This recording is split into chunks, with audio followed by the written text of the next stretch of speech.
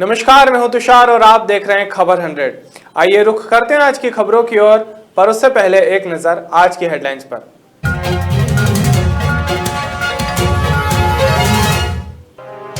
सहारा group के सुब्रत राय पर हुई एफआईआर दर्ज।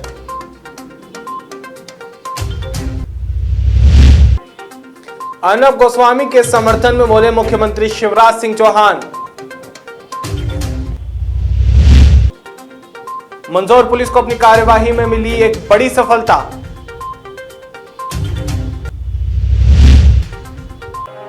गृह मंत्री नरोत्तम मिश्रा का बड़ा बयान, कांग्रेस पर साधा जमकर निशाना।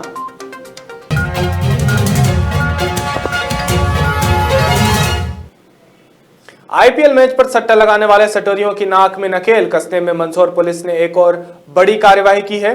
आपको बता दें कि आईपीएल मैच पर सट्टा लगाने वाले एक आरोपी को थाना कोतवाली की पुलिस टीम ने गिरफ्तार कर लिया है, जिसके बाद आरोपी के कब्जे से 11,1500 रुपए की नकदी के साथ एक रजिस्टर में लाखों का हिसाब किताब पुलिस ने बरामद किया है।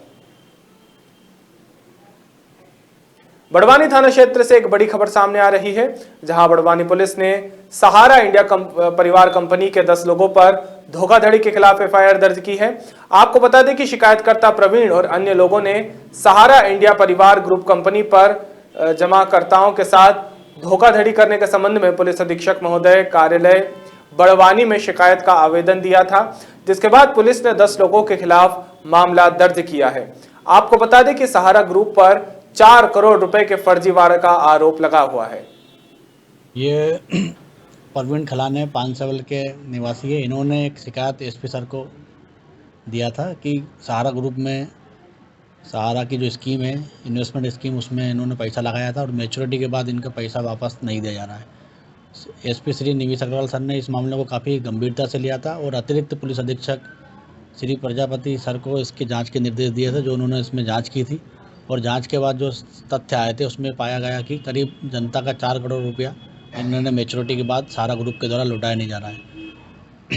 जांच में आए तथ्य और साक्ष्यों के आधार पर सहारा ग्रुप का चेयरमैन सुब्रत राय सहारा, उसके डायरेक्टर जायब्रोतो सहारा, प्रेसिडेंट सपना राय सहित करीब 10 अधिकारी हैं, जिनके खिलाफ एफआईआर धारा 420, 467, 468, 471 आईपीसी और मध्य प्रदेश निक्षेपों का संरक्षण अधिनियम धारा 6 के तहत पंजीबद्ध किया गया है और इसमें अभी इन्वेस्टिगेशन जारी है। रिपब्लिक टीवी के editor in chief Arnab Goswami को बुधवार सुबह पुलिस ने गिरफ्तार कर लिया, जिसके बाद कई लोग उनके समर्थन में आए हैं। इसी बीच मध्य प्रदेश के मुख्यमंत्री शिवराज सिंह चौहान ने भी उनके समर्थन में बयान दिया है, जिसमें उन्होंने महाराष्ट्र सरकार पर और कांग्रेस दोनों पर हमला बोलते हुए कहा कि महाराष्ट्र सरकार और कांग्रेस की कुंठित मानसिकता सामने आई है। उन्होंने देश के प्रतिष्ठित पत्रकार अर्नब गोस्वामी के विरुद्ध बर्बर कार्यवाही कर अभिव्यक्ति की स्वतंत्रता को कुचलने का पाप किया है। इसके साथ ही शिवराज ने कहा कि उन्होंने कई मुद्दों पर इसके साथ ही बात की। आइए आपको सुनाते हैं कि शिवराज सिंह चौहान ने अपने बयान में क्या कहा। महाराष्ट्र में अभिव्यक्ति की स्वतंत्रता कुचल दी गई। केवल अभिव्यक्ति की स्वतंत्रता का नहीं, लोकतंत्र का गला घोंट दिया गया। देश के प्रतिष्ठित पत्रकार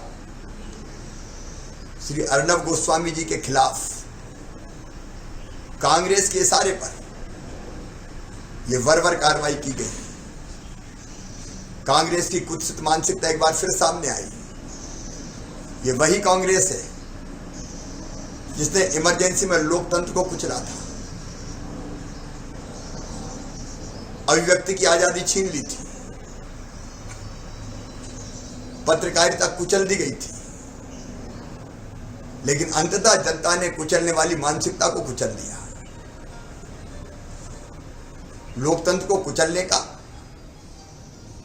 और अभिव्यक्ति की स्वतंत्रता को रौंदने का कांग्रेस और महाराष्ट्र सरकार का यह प्रयास कभी सफल नहीं होगा।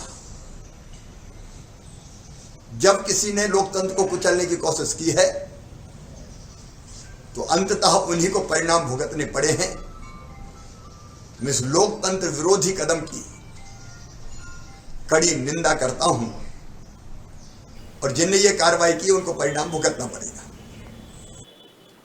मध्य प्रदेश में उपचुनाव के लिए मतदान समाप्त हो चुके हैं, लेकिन सियासी गलियारों में बयानबाजी का दौर अभी भी जारी है। इसी बीच मध्य प्रदेश के गृह मंत्री नरोत्तम मिश्रा का बयान सामने आया है। गृह मंत्री नरोत्तम मिश्रा ने कांग्रेस के सरकार बनाने के दावे को लेकर कहा कि पूर्व सरकार ने स्वयं अपनी सरकार गिराने की शुरुआत विपक्ष के 2 विधायकों से क्रॉस वोटिंग कराकर शुरू कर दी थी। इसी के साथ ही उन्होंने कई अन्य मुद्दों पर भी बातचीत की। आइए आपको सुनाते हैं कि गृह मंत्री नरोत्तम मिश्रा ने क्या कहा। पहले ही बैठ लेते तो शायद अभी नहीं बैठना पड़ता इतना लंबा। मैंने तो सुना है कार्यालय में कल मूवर एंड पैकर आ गया था, सामान पैक करने वाला। अब इतनी भी जल्दी क्या है घर जाने की? प्रतीक्षा करें 10 तारीख तक, 11 को जाए। अब कोई संभावना है नहीं। वैसे भी मेरी मान्यता है कि कांग्रेस विपक्ष का नेता चुनने को ही लड़ रही थी। कांग्रेस में भगदड़ नहीं मचे, इसलिए ये बार बार भ्रम पैदा करते थे सरकार बनाने का। कांग्रेस को सरकार बनाने 29 सीटें चाहिए, चुनाव हो रहा है कुल 28 पे। अब 28 पे 29 के परिणाम कैसे आएंगे, ये कला तो कमलनाथ जी को आती नहीं है, ये सिद्ध हो गया है। जो सरकार नहीं बचा पाए, पार्टी नहीं संभाल पाए, वो प्रदेश क्या संभालेंगे?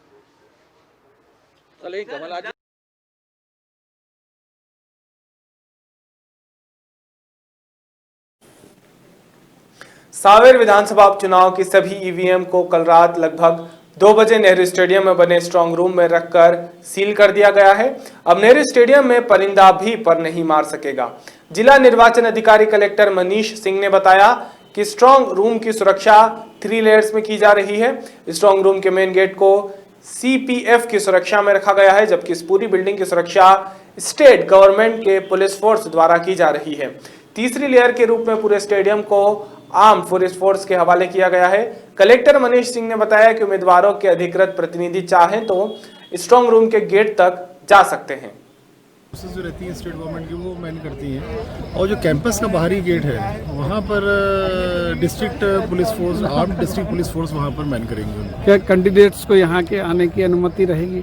कैंडिडेट्स यहाँ पर कैमरास लगे रहेंगे, कैंडिडेट्स अपने प्रतिनिधि यहाँ रख सकते हैं, और जिससे उनको जो इसका दरवाज़ा है दिख सके, वो हम लोग सुविधा देंगे कैंडिडेट्स को। उनके प्रतिनिधि जो भी यहाँ आना चाहें, जो भी सुविधाएँ रहेंगी, जो आयोग ने भी इसमें निर्देश दिए हुए हैं, वो सुविधाएँ पूरी रहेंगी। सर, कितनी सुरक्षा व्यवस्था यहाँ तैनात की गई है इसके लिए? जब पोल्ड ईवीएम्स आती हैं स्ट्रांग रूम के अंदर तो 3 लेयर सुरक्षा सिस्टम रहता है, सिक्योरिटी सिस्टम रहता है कमीशन के इंस्ट्रक्शन अनुसार। जो मेन गेट रहता है स्ट्रांग रूम का, उसको सीपीएफ मैन करता है।